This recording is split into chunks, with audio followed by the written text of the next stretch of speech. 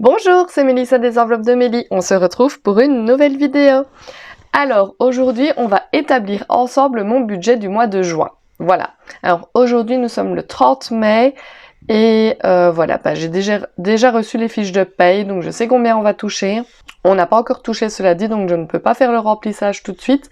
Mais par contre, je peux un petit peu regarder comment va se dérouler mon mois. C'est vraiment une chose très importante à faire. Je ne sais pas si vous prenez le temps de le faire. Ça prend pas hyper longtemps. Et au moins, voilà, vous êtes vraiment au courant de comment va se passer votre mois, de où vous pouvez vous permettre de mettre de l'argent ce mois-ci, ou justement, si c'est un petit peu plus compliqué, un petit peu regarder quelle catégorie vous pouvez baisser pour pouvoir affronter le mois. Donc voilà, c'est parti, on va faire ça tout de suite. Alors, moi, je commence toujours par regarder mon calendrier des échéances annuelles pour voir ce qui tombe ce mois-ci. Alors, au mois de juin, on voit qu'il n'y a aucune dépense prévue dans les dépenses exceptionnelles, dans les échéances annuelles. Donc du coup, ça c'est quand même une bonne nouvelle. Parce que vous voyez par exemple que le mois dernier, il y avait pas mal de choses qui tombaient. Donc voilà, donc ce mois-ci, on est tranquille à ce niveau-là. Et donc, je vais tout simplement aller prendre mon mois de juin, qui doit être ici quelque part. Hop, voilà, hello juin, c'est parti. Je sais pas si vous remarquez mon bic comme il est trop beau, un bic licorne. Oui, j'adore les licornes, j'ai 34 ans et j'adore les licornes, mais ce n'est pas un problème pour moi. Alors, c'est parti. Alors, mon salaire est de 1700 €. Cela dit, j'ai touché mes congés payés. J'ai déjà utilisé une partie, je ne sais pas si vous avez suivi mes mésaventures, mais mon chat a dû être hospitalisé, j'ai dû faire appel à un vétérinaire d'urgence, etc., etc. Ça m'a coûté pas mal d'argent, j'ai épuisé un peu dans le fonds de secours, dans l'enveloppe des animaux, mais également un petit peu dans mes congés payés aussi. Donc du coup, j'ai mes 1700 € de salaire, plus 800 € de primes de congés payés que je vais pouvoir dispatcher dans mes enveloppes. Donc du coup, pour ce mois-ci, je vais mettre donc que j'ai 2005 à 1007 plus 800, 2005. Mon compagnon, lui, va toucher 2300 €. Les allocations familiales, je vais les noter, c'est 120. Par contre, je ne vais pas les compter dans le total ici, tout simplement parce que je les laisse sur le compte bancaire pour commander en ligne la nourriture et les litières pour mes animaux. Voilà. C'est ce montant qui arrive un peu plus tard dans le mois, qui n'arrive pas tout de suite, et donc du coup, je préfère laisser ça et retirer directement mon argent au début du mois. Alors, on va donc faire 2005 plus 2003. On a donc des revenus de 4800 € ce mois-ci. Alors ici, comme d'habitude, je vais détailler toutes mes dépenses fixes de ce mois-ci. On en fera le total et on verra un petit peu l'argent que je vais pouvoir placer après dans mes enveloppes du quotidien et dans mes épargnes. Donc c'est parti. Vous savez toujours, je vous le redis, que les montants que j'inscris ici sont des montants arrondis vers le haut pour éviter de mettre des virgules. Voilà, il n'y a pas trop d'intérêt. Et je préfère toujours avoir quelques euros en plus sur mon compte que compter trop bas. Voilà. Donc, le prêt de ma maison est à 735. Mon prêt travaux à 47. Mon prêt de regroupement est à 900 €. Ma facture de Proximus est à 80, Mobistar à 70, Luminus on paye pour le moment encore 240 € d'électricité. J'avais fait installer des panneaux solaires, je vous l'avais dit. Tout n'est pas encore fini. Voilà, les panneaux sont placés sur le toit, mais par contre, ce n'est pas encore raccordé. Donc, ils doivent encore venir placer l'onduleur, le ballon d'eau chaude, faire les raccordements. Donc voilà, on ne peut pas encore tout de suite diminuer notre facture d'électricité, mais peut-être le mois prochain ou le mois d'après. Donc pour le moment, toujours 240 € d'électricité. Ensuite, les assurances voitures, ce mois-ci, c'est un petit peu plus parce que Il y en a une que je paye tous les 3 mois et une qui se paye tous les mois. Donc généralement c'est 85 €. Et ici avec celle que je paye tous les 3 mois, on monte à 210 €. Au niveau des factures diverses, ce sera 120 € ce mois-ci, 60 € d'eau, 50 € pour ce qui s'agit de la mutuelle, assurance hospitalisation. Netflix et divers, on compte 25 €. Au niveau de nos emprunts, il y a donc un petit emprunt qu'on doit encore rembourser par ici, qui est de 100 € par mois. J'essaye de mettre 50 € à la loterie nationale pour, pour essayer peut-être un jour de gagner le gros lot, qui sait. Et donc on a rajouté notre prêt pour les panneaux, les corniches, etc. Donc il me manque une ligne et ce prêt-là est de 262 €. Voilà, ça fait quand même pas mal de dépenses fixes. Donc on va faire le total de tout ça ensemble.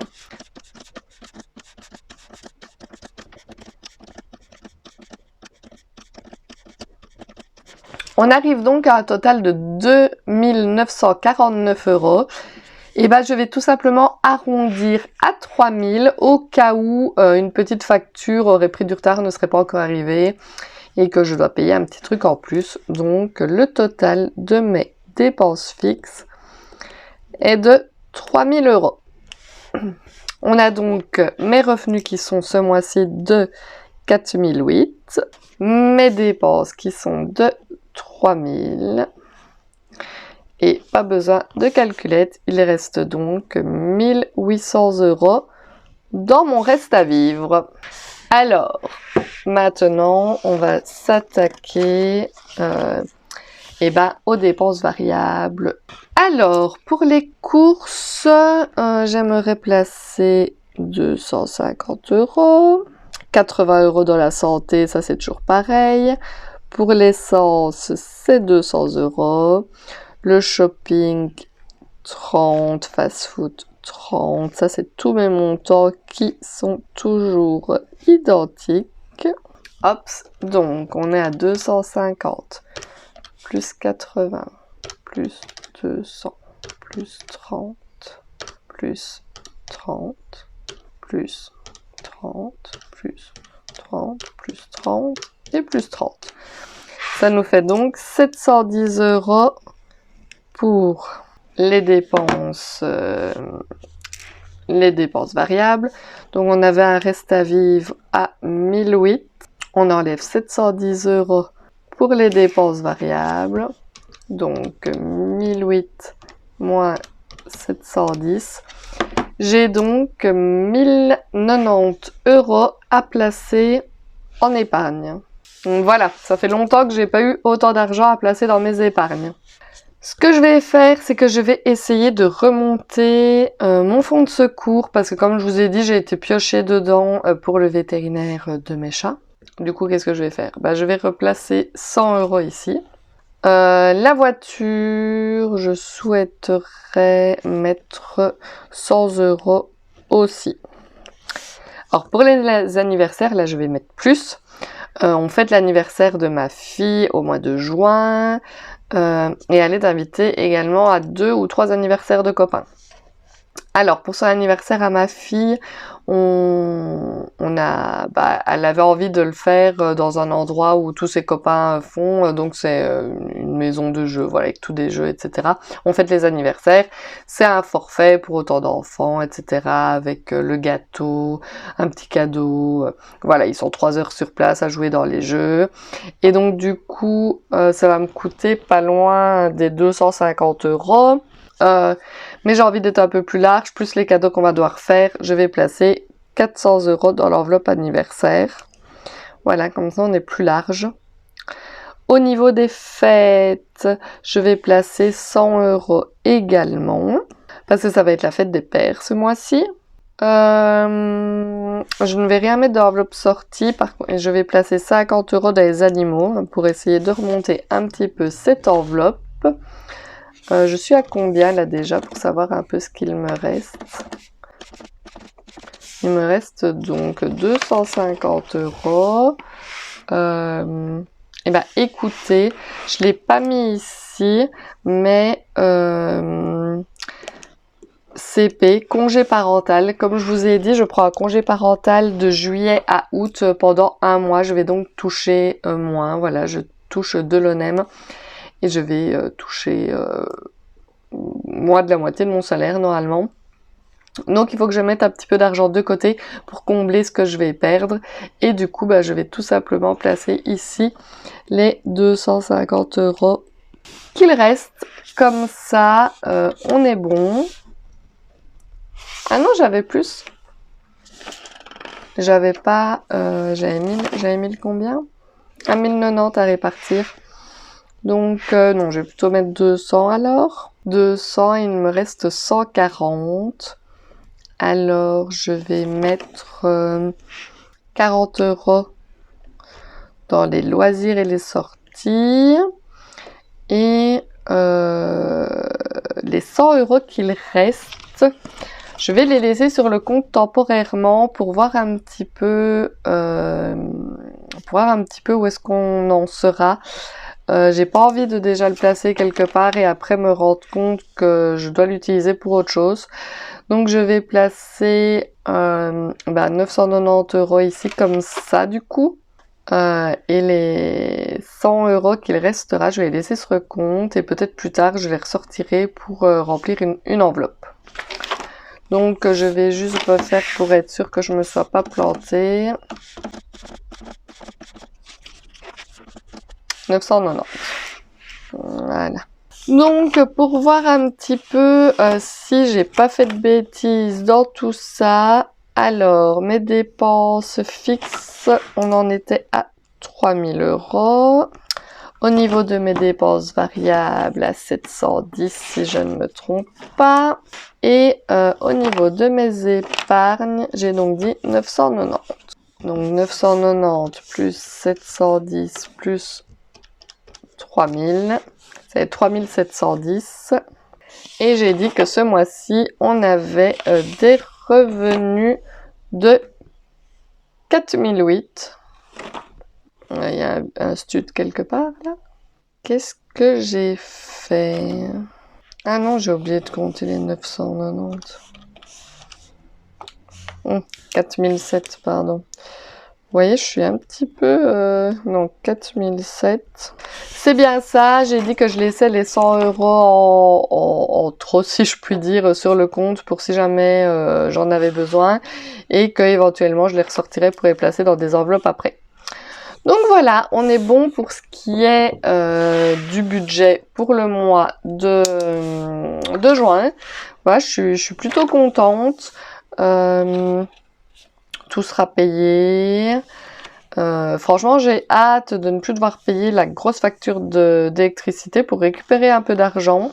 Comme mon petit emprunt ici sera fini normalement dans 5 mois, je récupérerai les 100 € ici aussi. Donc je pense qu'on sera pas trop mal. J'ai même mis 50 € dans l'enveloppe course en plus que d'habitude. Donc ça, c'est une bonne nouvelle aussi. Donc voilà, je pense que pour ce mois-ci, on est pas mal.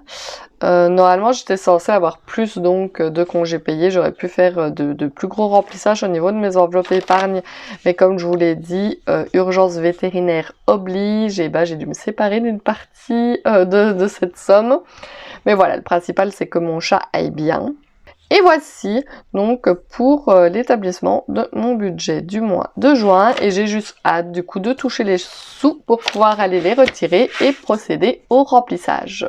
J'espère que de votre côté tout se passe bien, que vous avez pu aussi déjà vous pencher sur le budget du mois prochain, voir un petit peu où est-ce que vous en serez, voilà, au niveau des dépenses, des épargnes. Moi, voilà, j'ai l'impression que ça range un peu mes pensées, ma tête. Ça fait un petit peu, voilà, je sais pas comment expliquer, mais je me sens mieux une fois que j'ai fait ceci, de savoir que tout va rouler et qu'on aura assez d'argent pour payer ce qui est à payer. Je vous le rappelle comme d'habitude que si vous n'êtes pas encore abonné à ma chaîne, je vous invite à le faire, ça me ferait vraiment super plaisir. N'hésitez pas à me laisser des commentaires, des petits pouces vers le haut et on se retrouve bientôt pour le remplissage de mes enveloppes. À bientôt!